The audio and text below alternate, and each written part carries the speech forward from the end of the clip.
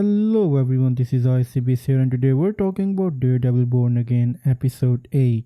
Now if you watched my previous videos, you know that I have not been liking this season recently. The last couple of episodes were really terrible. I didn't like what they did with Muse. Episode 7 was absolute disaster for me. But this episode is definitely much better from whatever came before it. And I do believe that this episode's quality should have been the base level for the entirety of the season, because you have the first episode that's kind of good with its fight sequence that I was not a huge fan of, but still that's like the best fight scene you've got. And then after that the whole show kind of just drops off until this episode. And this episode still doesn't have a lot of action, but this episode does have some cool revelations and story beat moments. You know something is going to happen, you're just sitting there wondering what's gonna happen. So what happens in this episode is that Poindexter is moved from solitary confinement to Gen Pop, so there's a bigger chance of him getting offed by another cellmate. Now Fisk finally reveals to Vanessa that he's been holding Adam as a hostage. And in his twisted way, he says that he promised to not kill Adam and he hasn't done it, so that's why he's alright, because he's a changed man, because he thinks that as long as he doesn't kill Adam, he's still keeping the promise that he kept with Vanessa. And they're both very twisted characters, Vanessa and Fisk, and Vanessa sees that there's only one way to move forward from this situation: to bury the hatchet.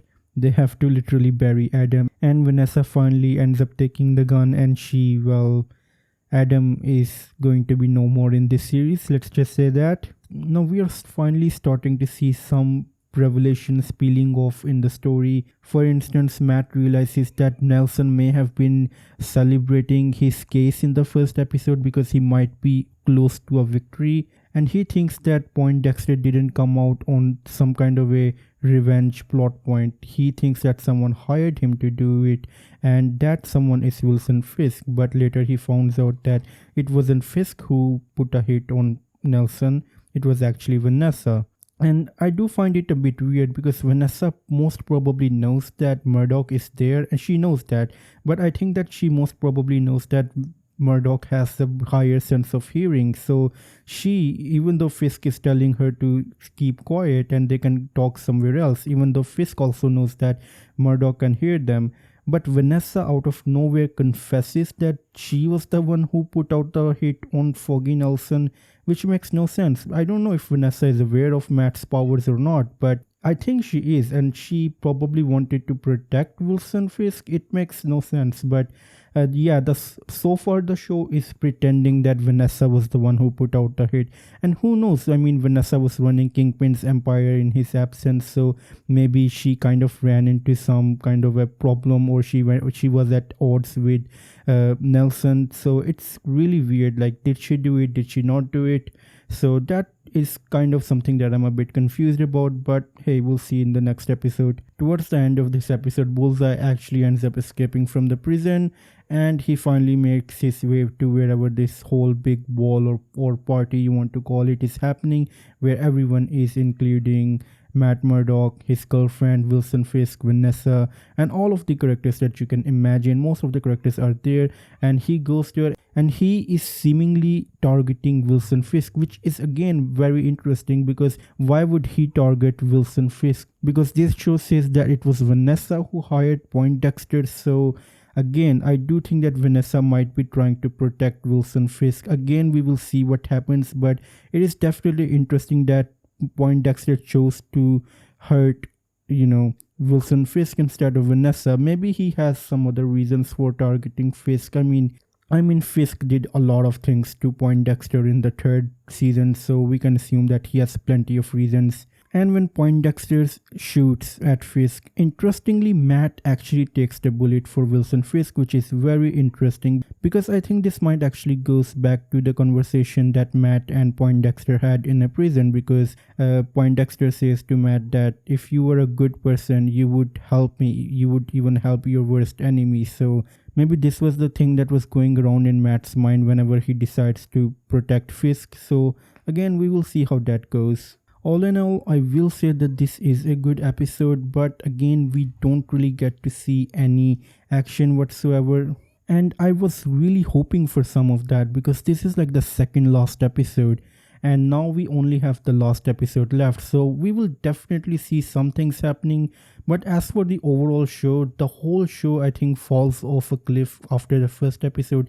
Everything after that is really boring, and every once in a while I would get mildly interested, but the payoff of whatever I was interested about doesn't really get paid off really well. For instance, in the last episode, the only thing that I liked was that maybe Vanessa, or it wasn't a maybe, because Vanessa, the show explicitly showed that Vanessa had betrayed Fisk with someone else, and Fisk was able to successfully avoid that hit. But towards the beginning of this episode, they just casually state that Vanessa was working with Fisk and they just wanted to, off the person who was really against Fisk and talking shit about him. So it makes no sense that the only thing that I liked had such a bad outcome. And yeah, but everything that I like about this show gets ruined. Like, I really liked Muse. They absolutely ruined him. So yeah, I mean, this was a really good drama episode, I will call it. Other than that, you have drama and then you have action. This episode should have been the every episode of Daredevil, and then you also needed some really action oriented episodes as well. We haven't really had those yet.